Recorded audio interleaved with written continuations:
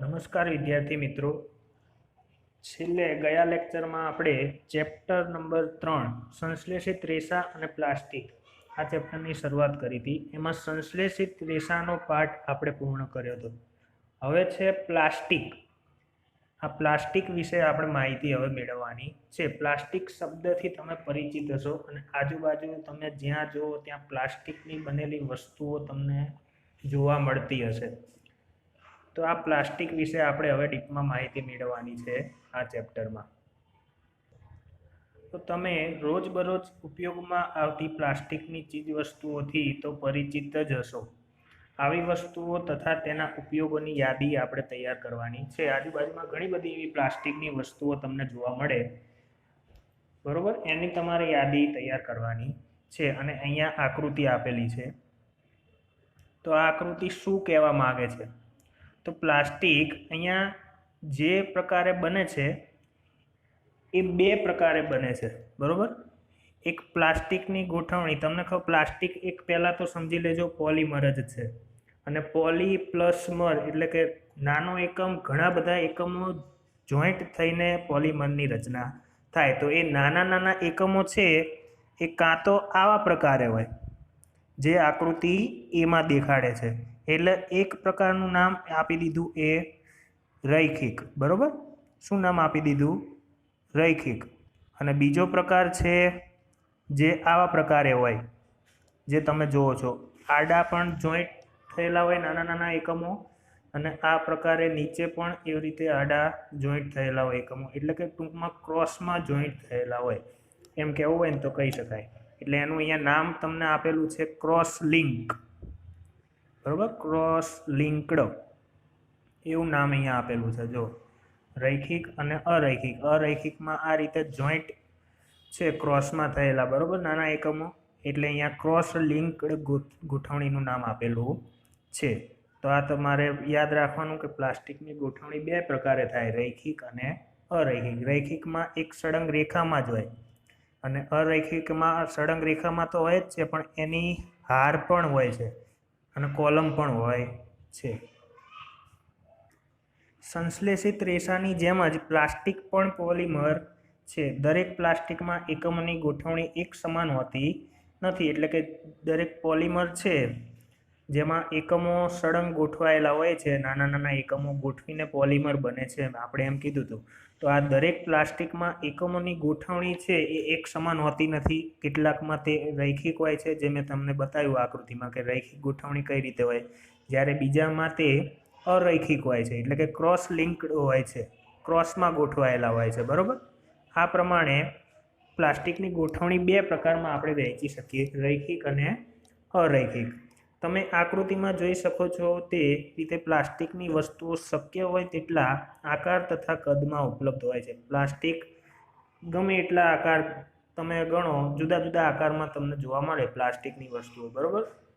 તો એ શક્ય એટલા આકાર તથા કદમાં ઉપલબ્ધ હોય છે એમ કહેવા માંગે છે. શું તમને આશ્ચર્ય થાય છે કે આવું કઈ રીતે થાય? આપણે પ્લાસ્ટિકને કોઈ પણ આકારમાં ઢાળી શકીએ છીએ.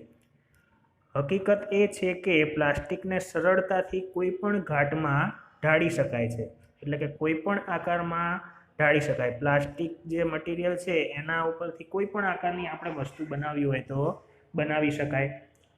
પ્લાસ્ટિકને રિસાયકલ પણ કરી શકાય છે. પ્લાસ્ટિકનો રિસાયકલ એટલે કે ફરીથી ઉપયોગ પણ અહીંયા કરી શકાય. રિસાયકલ એટલે કે એનો ફરીથી ઉપયોગ કરી શકાય, વેસ્ટમાંથી બેસ્ટ. તો ફરીવાર વાપરી શકાય છે, ફરીવાર તેને વાપરી પણ શકાય છે, રંગી પણ શકાય છે. કોઈ પણ કલરમાં પ્લાસ્ટિકની વસ્તુઓ આપણે બનાવી શકીએ છીએ. તેને પીગાળી પણ શકાય છે. આપણે પ્લાસ્ટિકને પીગાળી પણ શકીએ છીએ. પાતળા પડમાં ઢાળી પણ શકાય છે, એટલે કે એનું પાતળું પડ બનાવવું હોય તો પણ બનાવી શકાય છે, અથવા વાયર પણ બનાવી શકાય છે. વાયર ઉપર જે તમે જુઓ છો ઇલેક્ટ્રિકના વાયર, જે ઉપર પડ હોય છે એ શેનું હોય છે? પ્લાસ્ટિકનું બનેલું હોય છે, એટલે કે વાયર પણ બનાવી શકાય છે. માટે જ તેના ઘણા બધા ઉપયોગ થઈ શકે છે. પ્લાસ્ટિકની વસ્તુઓ ઘણી બધી, ગમે ત્યાં જ્યાં જુઓ ત્યાં પ્લાસ્ટિકનો અત્યારે બહોળો ઉપયોગ થાય છે. જો અહીંયા તમને આકૃતિમાં દર્શાવેલું છે, આ ખુરશી છે, ડોલ છે, તો આ બધી શું છે? આ બધી પ્લાસ્ટિકની વસ્તુઓ કહેવાય. પછી અહીંયા નીચે જો ગ્લાસ છે, આ રમકડા છે, તો આ બધી શું છે? પ્લાસ્ટિકની જુદી જુદી વસ્તુઓ છે. પોલિથીન, પોલી પ્લસ ઇથિન એટલે કહેવા શું માગે છે? ઇથિનના નાના એકમો જોઈન્ટ થઈને પોલિથીનની રચના થાય છે. એટલે કે પોલિથીનનો એકમ આપણે કેવો હોય કે કયો એકમ એમાં વપરાણો છે? તો ઇથિન નામનો એકમ. ઇથિનના નાના એકમો ઘણા બધા ભેગા થઈને અહીંયા પોલિથીનની રચના થાય. એ શેનું ઉદાહરણ છે? તો એ પ્લાસ્ટિકનું જ ઉદાહરણ છે. તે સામાન્ય વપરાશમાં ઉપયોગમાં આવતી પોલિથીન બેગ બનાવવામાં વપરાય છે. તમે જબલા જોયા હશે પ્લાસ્ટિકના, બરાબર? દુકાને કોઈ પણ વસ્તુ લેવા જાઓ તો તમને એ બેગમાં તમને આપે પ્લાસ્ટિકની બેગ. તો એ પ્લાસ્ટિકની બેગ એનું નામ શું છે? અહીંયા પોલિથીન, બરાબર? હવે તમારી જાતે જ પ્લાસ્ટિકના એક ટુકડાને વાળવાનો પ્રયત્ન કરો. શું પ્લાસ્ટિકની દરેક વસ્તુને સરળતાથી વાળી શકાય છે? અમુક વસ્તુઓ એવી હશે કે જે આપણે વાળી શકીએ અને અમુક વસ્તુઓ એવી હશે કે જે આપણે વાળવા જતાં જ તરત ભટકાઈ જાય, બરાબર? તો બધી જ વસ્તુઓને આપણે વાળી શકીએ નહીં, પણ હા, અમુક એવી વસ્તુઓ છે જેને વાળી પણ આપણે શકીએ છીએ. તો તમે નોંધશો કે પ્લાસ્ટિકની કેટલીક વસ્તુઓ સરળતાથી વાળી શકાય છે, જ્યારે કેટલીક બળપૂર્વક વાળવા જતાં તે તૂટી જાય છે. જ્યારે આપણે પ્લાસ્ટિકની બોટલમાં ગરમ પાણી નાખીએ છીએ ત્યારે તે વિકૃત થઈ જાય છે. આવું પ્લાસ્ટિક કે જે ગરમ કરતાં સરળતાથી વિકૃત થઈ જાય કે તૂટી જાય તેને થર્મોપ્લાસ્ટિક કહે છે. આ પ્લાસ્ટિકનો પહેલો પ્રકાર થર્મોપ્લાસ્ટિક, બરાબર? કે જે અમુક પ્લાસ્ટિક એવા હોય કે એમાં આપણે બોટલની જ વાત કરીએ તો બોટલમાં જો ગરમ પાણી નાખીએ ત્યારે તે વિકૃત થઈ જાય, એટલે કે એનો આકાર બદલાઈ જાય. આવું પ્લાસ્ટિક કે જે ગરમ કરતાં સરળતાથી વિકૃત એટલે કે એનો આકાર બદલાઈ જાય છે, તૂટી જાય છે, તેને શું કહે છે? થર્મોપ્લાસ્ટિક કહે છે. તો અહીંયા થર્મોપ્લાસ્ટિકના ઉદાહરણ પણ તમને આપેલા છે. પોલિથીન, પીવીસી એ થર્મોપ્લાસ્ટિકના ઉદાહરણ છે. તેઓ રમકડા, કાંસકા અને જુદા પ્રકારના પાત્રો બનાવવા માટે પણ વપરાય છે. એટલે કે રમકડા બનાવવા માટે પણ થર્મોપ્લાસ્ટિક વપરાય, કાંસકા તથા જુદા જુદા પ્રકારના પાત્રો બનાવવા માટે પણ વપરાય છે. બીજી બાજુ જોઈએ તો કેટલાક પ્લાસ્ટિકને એકવાર કોઈ આકારમાં ઢાળ્યા પછી તેને ગરમ કરીને નરમ કરી શકાતા નથી. તેને શું કહે છે? Thermosetting plastic. અમુક પ્લાસ્ટિક એવા હોય જેને આપણે ગરમ કરીએ તો પણ તે નરમ થાય નહીં, નરમ કરી શકાતા નથી. આ પ્લાસ્ટિકનો બીજો પ્રકાર થયો જેને થર્મોસેટિંગ પ્લાસ્ટિક કહે છે. તો થર્મોસેટિંગ પ્લાસ્ટિકના અહીંયા બે ઉદાહરણો આપેલા છે. એક છે બેકેલાઇટ, બીજું છે મેલામાઇન. બેકેલાઇટ અને મેલામાઇન એ બે તેના ઉદાહરણો છે. એટલે કે આ બંને પ્લાસ્ટિક કેવા પ્રકારના છે? થર્મોસેટિંગ પ્લાસ્ટિક, બરાબર? તો એમાંથી બેકેલાઇટ જે છે એ ઉષ્મા અને વિદ્યુતનું શું છે? અવાહક છે. એટલે કે ઉષ્મા અને વિદ્યુતને તે પોતાનામાંથી પસાર થવા દેતો નથી. એટલે કે ઉષ્મા અને વિદ્યુતનું અવાહક છે બેકેલાઇટ. આથી તેનો ઉપયોગ કઈ વસ્તુ બનાવવા માટે થઈ શકે? તો વિદ્યુતની સ્વિચો, વિવિધ વાસણોના હાથાઓ વગેરે બનાવવા માટે વપરાય છે. વાસણોના હાથાઓ બનાવવા માટે કેમ વપરાય? કેમ કે ઉષ્માનું અવાહક છે, એટલે જો તેના હાથાઓ બનાવ્યા હોય તો એ આપણને ગરમ લાગે નહીં. અમુક કુકરના જ હાથાની વાત કરીએ આપણે તો એ હાથો શેનો બનેલો હશે? આ બેકેલાઇટનો, બરાબર? બીજું છે આગળ કે મેલામાઇન છે. મેલામાઇન એ બહોળા ઉપયોગમાં આવતો પદાર્થ છે. મેલામાઇન તે અગ્નિ અવરોધક છે. તેનો ગુણધર્મ શું છે? અગ્નિ અવરોધક છે. અગ્નિ અને બીજા પ્લાસ્ટિક કરતાં ગરમીને વધુ સહન કરી શકે છે. અગ્નિ અવરોધક હોવાથી એટલે કે ગરમીને વધુ સહન કરી શકે છે. તેથી તે કેવી જગ્યાએ ઉપયોગી છે? તો તે ભોંયતળિયાની ટાઇલ્સ, રસોડાના વાસણો તથા અવરોધક કાપડ બનાવવા માટે ઉપયોગી છે. તો આકૃતિમાં થર્મોપ્લાસ્ટિક અને થર્મોસેટિંગ પ્લાસ્ટિકના વિવિધ ઉપયોગો વિશે અહીંયા દર્શાવેલું છે. ચાલો તો આપણે આકૃતિ હવે જોઈએ. તો જો તમે અહીંયા આકૃતિ જોઈ શકો છો, બરાબર? સ્વિચના બોર્ડ છે. થર્મોસેટિંગ પ્લાસ્ટિક છે. આ બધા થર્મોસેટિંગ પ્લાસ્ટિકની વસ્તુઓ છે આ બધી, બરાબર? ડીશ છે, પછી આ ટાઇલ્સ છે. તો આ બધી વસ્તુઓ શું છે? થર્મોસેટિંગ પ્લાસ્ટિકની બનેલી છે. આ કુકરનો હાથો પણ છે. જો કુકરનો હાથો, આ પ્લેટ છે. તો આ બધી વસ્તુઓ શું છે? થર્મોસેટિંગ પ્લાસ્ટિકની બનેલી છે. પછી આ વસ્તુ કઈ છે જુઓ તમે, તો આ થર્મોપ્લાસ્ટિકની બનેલી છે, જેને એનો આકાર વિકૃત થઈ શકે છે, એવો આકાર વળી શકે છે તેવા છે આ પ્લાસ્ટિક, બરોબર. એટલે એનું અહીંયા નામ શું આપેલું છે, થર્મોપ્લાસ્ટિક. તો આ બધી વસ્તુઓ છે એ શું છે, થર્મોપ્લાસ્ટિકની બનેલી છે. પસંદગીના પદાર્થ તરીકે પ્લાસ્ટિક, એટલે કે પ્લાસ્ટિકને આપણે સૌથી વધારે પસંદ શા માટે કરીએ છીએ, બરાબર. તો જો આજે જો આપણે ખાદ્ય પદાર્થો, પાણી, દૂધ, અથાણાં કે સૂકા ખોરાક વગેરેનો સંગ્રહ કરવો હોય તો પ્લાસ્ટિકના પાત્રો સૌથી વધારે અનુકૂળ લાગે છે. આ બાબત માટે તેમનું હળવું વજન, સસ્તી કિંમત, સારી એવી મજબૂતાઈ તથા સરળતાથી વાપરી શકાય તે બાબત કારણભૂત છે. એટલે કે પ્લાસ્ટિક કેવું છે, એનું વજન કેવું છે, હળવું છે, એની કિંમત પણ સસ્તી છે અને એની મજબૂતાઈ પણ છે, અહીંયા સારી એવી મજબૂતાઈ પણ છે અને સરળતાથી તેને આપણે વાપરી શકીએ. કે એટલે કે બીજા જે હોય, ધારો કે એલ્યુમિનિયમના જ સાધનો હોય તો એના કરતાં જો પ્લાસ્ટિકના સાધનનો આપણે ઉપયોગ કરીએ તો એ સસ્તી, સરળતાથી વાપરી શકાય તેવી, અને એનું વજન ખાસ કરીને એ કેવું હોય છે, હલકું હોય છે, બરાબર. એટલે કે ધાતુઓ કરતાં વજનમાં હલકું હોવાના કારણે પ્લાસ્ટિકનો ઉપયોગ મોટરકાર, હવાઈ જહાજ તથા અવકાશયાનમાં થાય છે. અવકાશયાનમાં તો ખાસ, કેમ કે વજન 1 ગ્રામનું વજન પણ આગું પાછું જોઈએ નહીં, એટલે એમાં વધારે સામાન આપણે લઈ જઈ શકીએ અને વત્તા એ પ્લાસ્ટિકનો ઉપયોગ કરીએ આપણે તો એ વજન શું થાય, હલકું થઈ જાય, બરાબર. એટલે કે ઈંધણ જો ઉપયોગ પણ ઓછો થઈ જાય જો આપણે યાનનો વજન પણ ખાસ કરીને હલકો કરી દઈએ, અને એ હલકો કરવા માટે શેનો ઉપયોગ થાય છે, પ્લાસ્ટિકનો ઉપયોગ થાય છે. તો જો યાદી બનાવવા જઈએ તો સ્લીપર, ફર્નિચર, સુશોભનથી માંડીને એવી ઘણી વસ્તુઓ છે, એટલે કે અસંખ્ય વસ્તુઓ ઉમેરાતી જાય. એટલે કે ગમે ત્યાં તમે જુઓ તો ત્યાં પ્લાસ્ટિકનો ઉપયોગ ક્યાંક ને ક્યાંક તો થતો જ હોય. તો હવે અહીંયા પ્લાસ્ટિકના ગુણધર્મો વિશે આપણે ચર્ચા કરવાની છે. તો પ્લાસ્ટિક છે એ બિન પ્રતિક્રિયાશીલ છે, એટલે કે કોઈ પણ ક્રિયા આપતું નથી, કોઈ પણ પદાર્થ સામે તે ક્રિયા આપતું નથી. જ્યારે લોખંડની અહીંયા વાત કરીએ ઉદાહરણ તરીકે, તો તમે જાણો છો કે લોખંડ જેવા પદાર્થો જ્યારે ભેજ તથા હવામાં ખુલ્લા રાખવામાં આવે તો તેને કાટ લાગે છે. એટલે કે લોખંડનો ઓક્સાઇડ આપણે આવતું ઓક્સિજન જોડે એની પ્રક્રિયા થઈ જાય હવામાં ભેજ સાથે, બરાબર. તો એ લોખંડના ઓક્સાઇડ થઈ જાય, એનું નામ અહીંયા તમને આપી દીધું કાટ.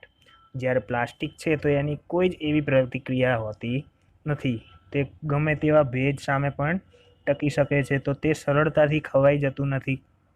એટલે જ પ્લાસ્ટિકને વિવિધ પ્રકારના પદાર્થો તથા રસાયણોનો સંગ્રહ કરવા માટે વાપરવામાં આવે છે. બીજો એનો ગુણધર્મ છે કે પ્લાસ્ટિક હળવું, મજબૂત અને ટકાઉ છે. તો અહીંયા જોઈએ, તમારા વાલી અથવા દાદા દાદી સાથે વાત કરીને જાણો કે તેઓ પહેલાંના સમયમાં કેવા પ્રકારની ડોલ વાપરતા હતા, અને આજે જે તમે ડોલ વાપરો છો, ડોલ કે ટમ્બલર, તે કયા પદાર્થનું બનેલું છે. તો અત્યારે મોટાભાગે પ્લાસ્ટિકની આપણે ડોલ જોઈએ છે. ડોલની જ વાત કરીએ તો પહેલાંના જમાનામાં શું હતું, તો એ ડોલ સ્ટીલની અથવા એલ્યુમિનિયમની વાપરતા હતા, બરાબર. અને અત્યારે મોટા ભાગે પ્લાસ્ટિકની ડોલો જ તમે જોતા હશો. તો એ પ્લાસ્ટિકનો અત્યારે અહીંયા બહોળો ઉપયોગ થાય છે. પ્લાસ્ટિક હળવું, મજબૂત, ટકાઉ અને કોઈ પણ આકાર કે કદમાં ઢળી શકે તેવું હોવાથી તેને ઘણી બધી બાબતો માટે વાપરવામાં આવે છે. સામાન્ય રીતે પ્લાસ્ટિક ધાતુ કરતાં સસ્તું હોય છે. આ ખાસ ધ્યાન રાખવાનું છે, ધાતુ કરતાં સસ્તું હોય છે. એટલે કે જ્યાં જ્યાં ધાતુનો ઉપયોગની જગ્યાએ આ પ્લાસ્ટિકનો ઉપયોગ આપણે કરી શકતા હોય તો ત્યાં તમને પ્લાસ્ટિક જ જોવા મળશે, બરાબર. એ પ્લાસ્ટિકનો ઉપયોગ કેમ કરવામાં આવે છે, કારણ કે તે સસ્તું છે. મેઇન બાબત આ સસ્તું છે એના હિસાબે, બરાબર. તો તેનો ઉપયોગ ઉદ્યોગોમાં તથા ઘર વપરાશની ચીજ વસ્તુઓમાં બહોળો ઉપયોગ થાય છે તેનો.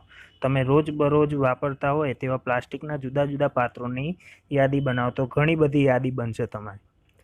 તમારા ફૂટપટ્ટીથી માંડીને બધી જ વસ્તુઓ જે છે તમે વિચારી શકો કે એવી પ્લાસ્ટિકની કઈ કઈ વસ્તુઓ છે.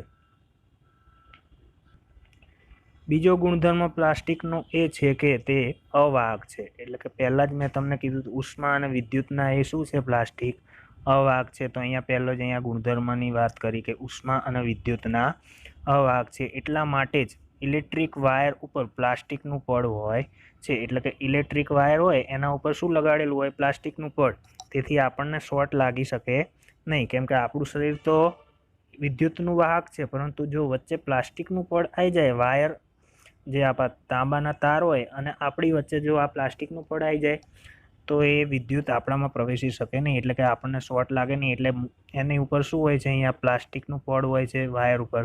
અને સ્ક્રૂડ્રાઈવર પર પણ સ્ક્રૂડ્રાઈવર જે હોય એના પર પણ પ્લાસ્ટિકના હેન્ડલ હોય છે. સ્ક્રૂડ્રાઈવર તમે ડિસમિસ જે આપણે કહીએ તો એના ઉપર પણ પ્લાસ્ટિકના હેન્ડલ હોય છે.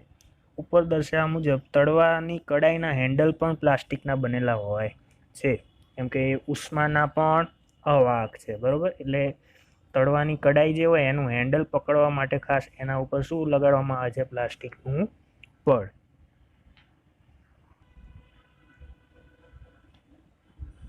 હવે અહીંયા એક પટ્ટી આપેલી છે, એમાં લખેલું છે કે શું તમે જાણતા હતા? તો એના વિશે આપણે ચર્ચા કરીએ. સ્વાસ્થ્ય સંબંધી ઉદ્યોગોમાં પ્લાસ્ટિકનો બહોળા પ્રમાણમાં ઉપયોગ થાય છે, એટલે કે હેલ્થ કેરમાં પણ એનો બહોળા પ્રમાણમાં ઉપયોગ થાય છે. એના ઉપયોગો આપણે જોઈએ તો તેના કેટલાક ઉપયોગોમાં દવાની ગોળીઓનું પેકિંગ, ઘાને ટાંકા લેવા માટેના દોરા પણ પ્લાસ્ટિકના, સિરીંજ, ડૉક્ટરના હાથના ગ્લોવ્સ એટલે કે મોજા, બીજા કેટલાક તબીબી સાધનો વગેરેમાં સમાવેશ એનો થાય છે. એટલે કે આ બધી વસ્તુઓ બનાવવા માટે પણ પ્લાસ્ટિકનો ઉપયોગ થાય છે. માઇક્રોવેવ ઓવનમાં પ્લાસ્ટિકના ખાસ પ્રકારના રસોઈના વાસણ વપરાય છે, જેમાં ગરમીને લીધે ખોરાક રંધાય છે. માઇક્રોવેવ ઓવન તમે નામ સાંભળ્યું હશે.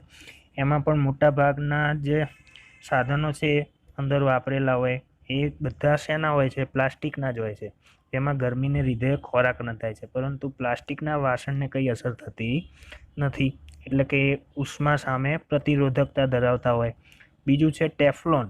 ટેફલોન એક ખાસ પ્રકારનું પ્લાસ્ટિક છે, જેમાં પાણી કે તેલ ચોંટતું નથી. ટેફલોન એ ખાસ પ્રકારનું પ્લાસ્ટિક છે જેમાં પાણી કે તેલ ચોંટતું નથી.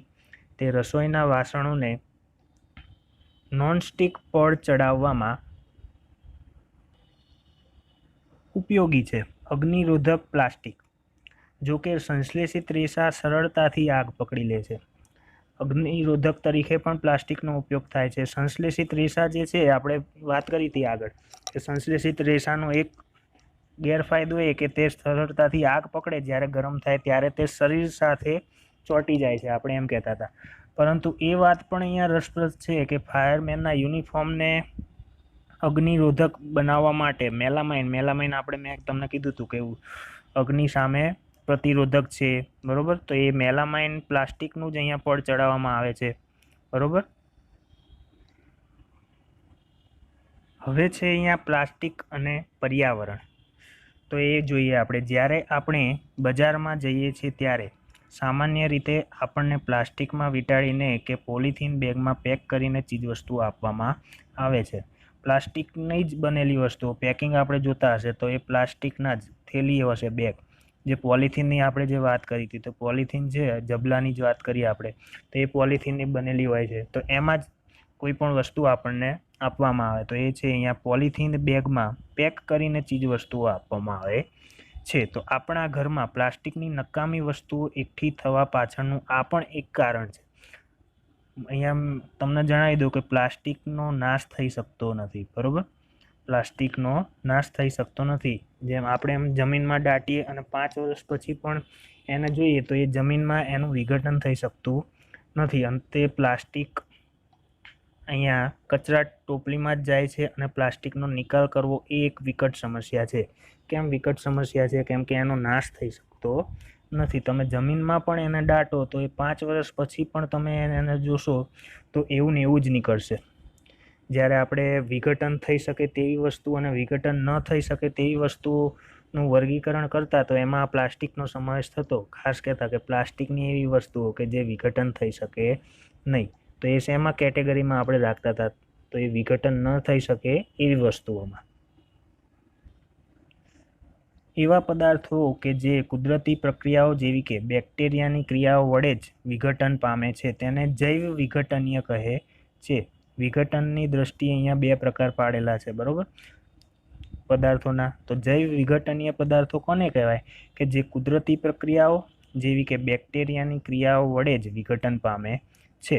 બેક્ટેરિયા દ્વારા જ વિઘટન પામે. આપણે નાઇટ્રોજન ચક્રમાં જોયું હતું, બેક્ટેરિયા દ્વારા વિઘટન પામે છે પ્રાણીના મૃતદેહો. તો એ જૈવ વિઘટનીયમાં આવે, બરાબર. અને જે પદાર્થો સરળતાથી કુદરતી પ્રક્રિયાઓ વડે વિઘટન પામતા નથી, સરળતાથી કુદરતી પ્રક્રિયાઓ વડે વિઘટન પામે નહીં, તો એ કઈ કેટેગરીમાં? જૈવ અવિઘટનીય, નોન બાયોડિગ્રેડેબલ, બરાબર. એને આપણે ઇંગ્લિશમાં કહેવું હોય તો શું કહી શકીએ? Non biodegradable. અને બાયોડિગ્રેડેબલ એટલે કે જૈવ વિઘટનીય, કે જે વિઘટન પામી શકે છે. અને આ નોન બાયોડિગ્રેડેબલ એટલે કે જૈવ અવિઘટનીય પદાર્થો શેમાં? કે જે વિઘટન પામી શકતા નથી. તો અહીંયા તમને કોષ્ટક આપેલું છે, કચરાના અહીંયા પ્રકાર છે. પહેલી કોલમમાં શું છે? કચરાનો પ્રકાર. અને અહીંયા બીજી કોલમમાં એનો અંદાજિત સમય તમને આપેલો છે કે વિઘટન થવાનો અંદાજિત સમય કયો, અને એના ઉપરથી પદાર્થનો અહીંયા પ્રકાર નક્કી કરેલો છે. તો અહીંયા છે ફળો, શાકભાજીની છાલ. શું છે પહેલું કચરાના? તો ફળો અને શાકભાજીની છાલ, વધેલી રસોઈ વગેરે. તો એ વિઘટન કેટલા સમયમાં થઈ જાય છે? તો અહીંયા 1 થી 2 અઠવાડિયામાં વિઘટન એ થઈ જાય. એટલે એ પદાર્થનો પ્રકાર શેમાં? તો આ બધા જૈવ વિઘટનીયમાં આવે. પછી બીજું છે અહીંયા કાગળ. તો કાગળ કેટલા સમયમાં વિઘટન થશે? તો 10 થી 30 દિવસ. એ પ્રકાર શેમાં આવશે? તો જૈવ વિઘટનીયમાં. તો આ બધા જ છે, સુતરાઉ કાપડ, લાકડું, ઊનના કપડાં, આ છે આ ફળો, શાકભાજી, પછી છે કાગળ, સુતરાઉ કાપડ, લાકડું અને ઊનના કપડાં. આ બધા જ શેમાં છે? જો અહીંયા જૈવ વિઘટનીયમાં. અને મેક્સિમમ 1 વર્ષ સુધી તો આ બધા છે ને વિઘટન પામી જશે, બરાબર. જ્યારે બીજા છે પ્રકાર અહીંયા ટીન, એલ્યુમિનિયમ, ધાતુના કેન, એને પણ વિઘટન તો થઈ શકે, પણ એ જો અહીંયા 100 થી 500 વર્ષ, એટલે એ તો કઈ કેટેગરીમાં અહીંયા રાખ્યા? જૈવ અવિઘટનીય. એનો સમય લાંબો છે. જ્યારે પ્લાસ્ટિકની થેલીઓ કેટલાક વર્ષો, એટલે કે ઘણા બધા, અહીંયા 500,000 લખ્યા છે ને, એના કરતાં પણ વધારે પ્લાસ્ટિકની થેલીઓ વિઘટન પામી શકતી નથી. એટલે એ કયા પ્રકારમાં આપણે રાખીએ અહીંયા? જૈવ અવિઘટનીય.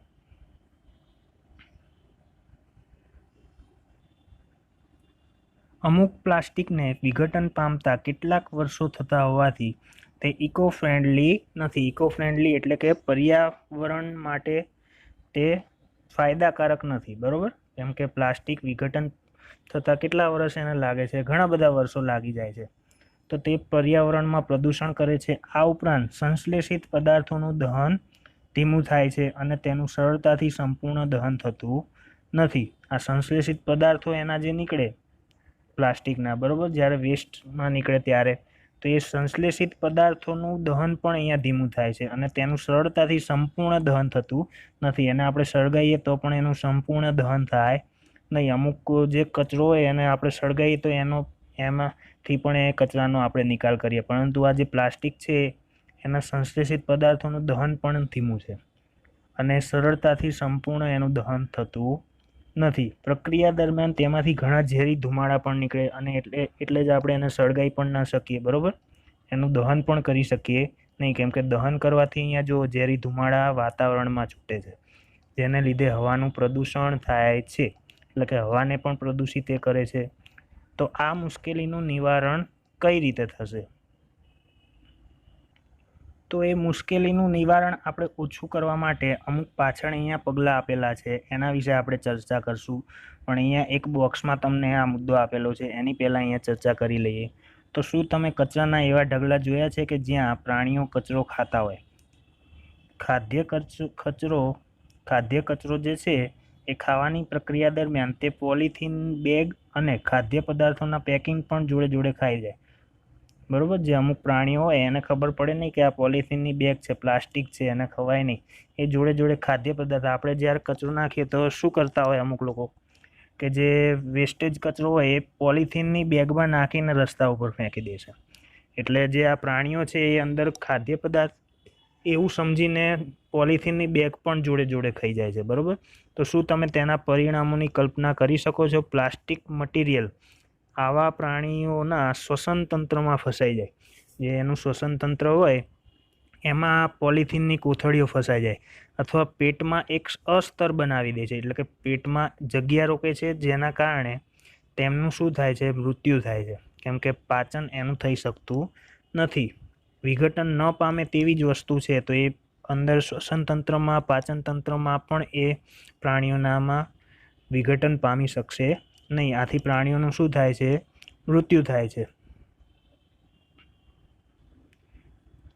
બીજું છે અહીંયા ગમે ત્યાં બેજવાબદાર રીતે ફેંકાયેલી પોલિથીનની બેગ્સને લીધે ગટરો પણ ભરાઈ જાય છે. કેટલીક વાર આપણે પણ બેજવાબદાર બનીને વેફર, બિસ્કિટ અને અન્ય પદાર્થોના પેકિંગ રસ્તા ઉપર, અન્ય જે ખાદ્ય પદાર્થ હોય એના પેકિંગ રસ્તા ઉપર, બગીચામાં કે પિકનિક સ્થળે ફેંકી દઈએ છે. શું આવું કરતાં પહેલાં આપણે વિચારવું ન જોઈએ જ્યારે તમે ફેંક્યું હોય, અને ખાસ કરીને ચોમાસામાં અત્યારે? તો ચોમાસામાં જો આવી રીતે જે પ્લાસ્ટિકની વસ્તુઓ જો આપણે ફેંકી દઈએ તો એ જ્યારે ગટરમાં જાય ત્યારે એ ગટરને બ્લોક કરી દે, બરાબર? ગટરને શું કરી દે, અહીંયા બ્લોક કરી દે. તો એના હિસાબે આપણે વસ્તુઓ એવી ફેંકવી ન જોઈએ.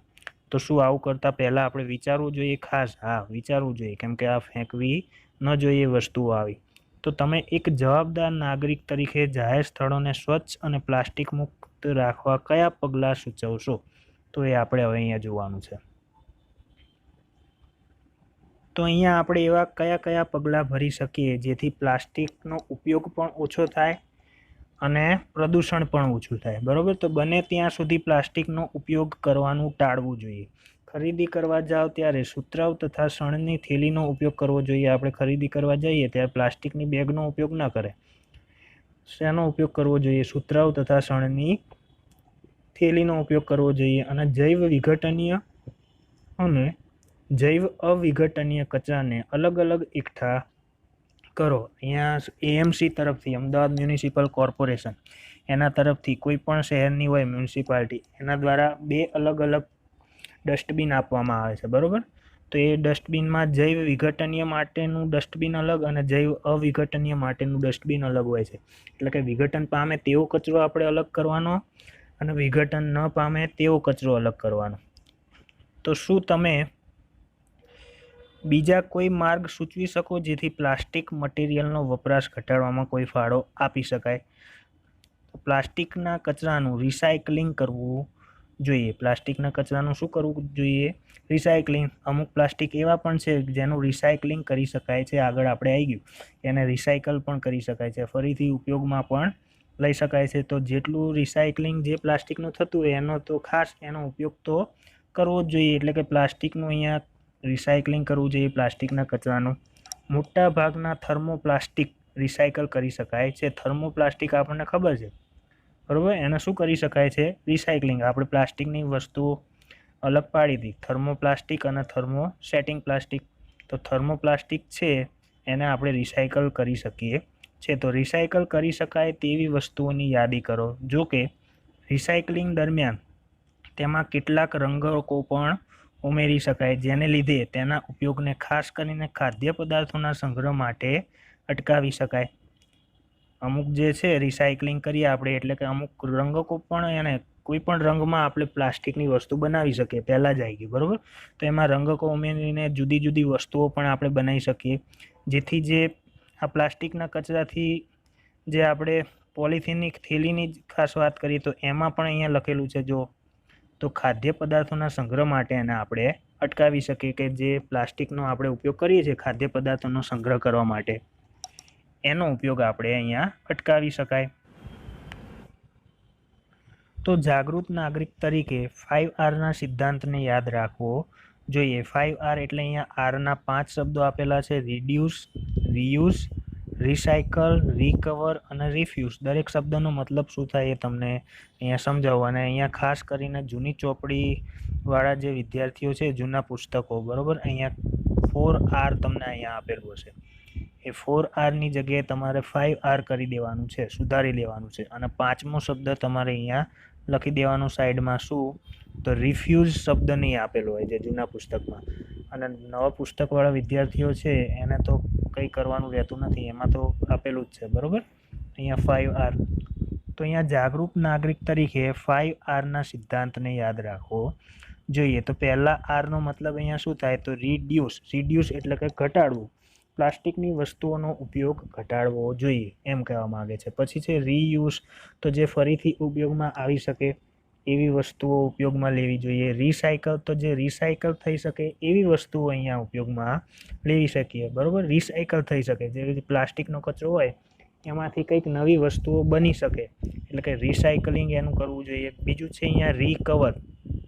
રિકવર એટલે કે ફરીથી એનો ઉપયોગ થઈ શકે. રિકવર ફરીથી ઉપયોગમાં આવી શકે એવી વસ્તુઓનો ઉપયોગ કરવો જોઈએ. અને બીજું છે અહીંયા રિફ્યુઝ.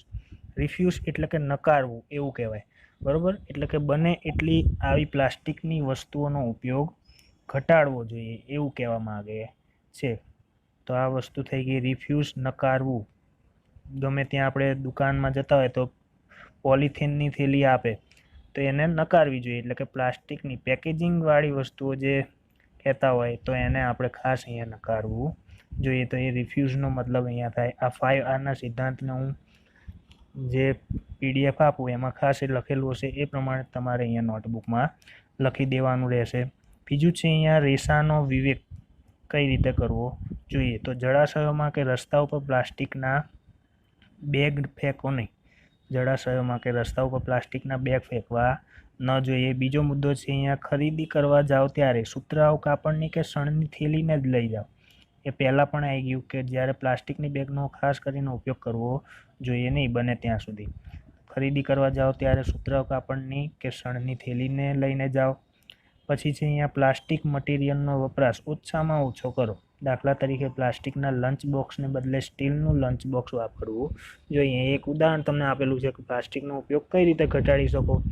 તો પ્લાસ્ટિકનો જે લંચ બોક્સ છે, નાસ્તાનો ડબ્બો, એની જગ્યાએ અહીંયા સ્ટીલનું લંચ બોક્સ વાપરવું જોઈએ. સ્ટીલનો ડબ્બો પણ આવે, બરાબર. એટલે કે નાસ્તાના ડબ્બા તરીકે અહીંયા સ્ટીલના લંચ બોક્સનો ઉપયોગ કરવો જોઈએ. એવી રીતે પણ પ્લાસ્ટિકનો ઉપયોગ આપણે ઘટાડી શકીએ. તો વિદ્યાર્થી મિત્રો, હવે આ ચેપ્ટર અહીંયા પૂર્ણ થાય છે. સ્વાધ્યાયની PDF હું તમને મૂકી દઈશ, જે તમારે લખવાની રહેશે. અત્યારે નહીં આવે, 1-2 દિવસમાં તૈયાર થઈ જશે PDF અને એ તમારે નોટબુકમાં લખવાની રહેશે. અત્યારે આ પાઠ ખાલી તમારે સમજવાનો છે અને નોટબુકમાં કોઈ પણ જાતનો ટૉપિક નોટબુકમાં લખવાનો નથી. જે PDF આવે એમાં જેટલું લખેલું હોય એ જ નોટબુકમાં લખવાનું તમારે થશે. એમાં સ્વાધ્યાયના પણ પ્રશ્નો હશે અને સ્વાધ્યાય સિવાયના પણ અમુક જે ઇમ્પોર્ટન્ટ પ્રશ્નો છે એ પણ એમાં આપવામાં આવેલા હશે. તો એ તમારે નોટબુકમાં લખી દેવાના થશે અને આ ખાસ પાઠ સમજવાનો રહેશે તમારે. અને ના ખબર પડે તો ફરીથી એક વખત વિડીયો જોઈને ફરીથી સમજી લેવાનું રહેશે. બીજું વધુ જોશું આવતા લેક્ચરમાં. નમસ્કાર.